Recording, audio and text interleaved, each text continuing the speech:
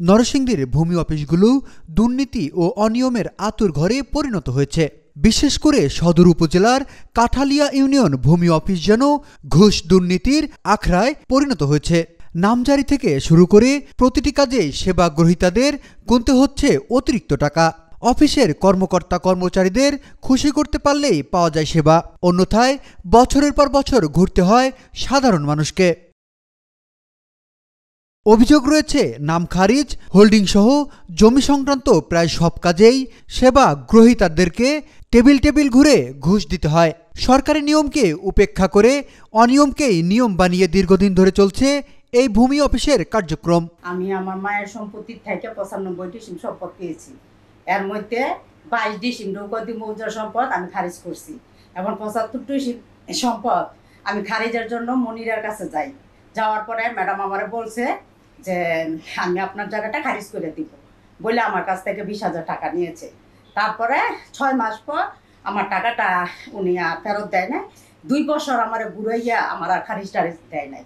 Kathalia union ভূমি অফিসের দায়িত্ব আছে আলোকারী মনির আফা।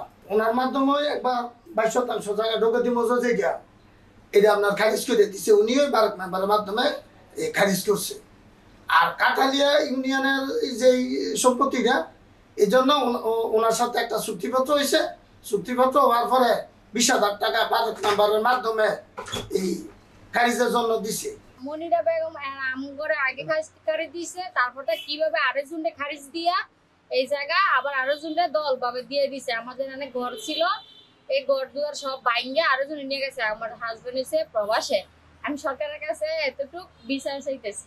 তো আমাদের বাচ্চাদের কিছু জমি ছিল খড়িয়া বাজারের পাশে, তো কাঠালিয়া ইউনিয়নের নায়েব মনিরা অবৈধ খারিজ দিয়ে দিয়েছে। আমাদের জায়গা আরেকজনকে খারিজ দিয়ে দিয়েছে। তার কারণে এখন আমরা জমিহীন। আমাদের জমি অন্য লোকেরা দখল করে নিয়ে গেছে। 3-4টা দোকান ছিল, ওরা সবকিছু ভেঙে চুরে নিয়ে গেছে।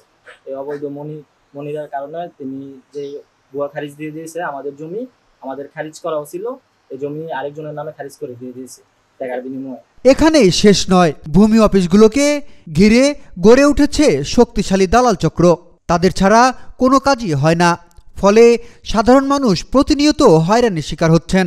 এদিকে উপজেলা নির্বাহী কর্মকর্তা আসমা জাহান সরকার মুঠোফোনে জানান, অনেক সময় বক্তব্য বা নিউজ হিতের বিপরীত হয়, তখন দেখা যায় কি ওরা নিজেদের সেফগার্ড তৈরি করে ফেলে। সবসময় যে সবকিছু পজিটিভ সেটা তা না। আপনি অভিযোগ থাকলে সুনির্দিষ্ট এভিডেন্স সহ দেন, আমরা অবশ্যই ইনভেস্টিগেশন করে দেখব। অন্যদিকে নরসিংদী সদর উপজেলার সহকারী ভূমি অফিসার সিনথিয়া হোসেনের সঙ্গে মুঠোফোনে একাধিকবার যোগাযোগের চেষ্টা করা হলেও তাকে পাওয়া যায়নি। বিপ্লব সরকার, এশিয়ান টেলিভিশন।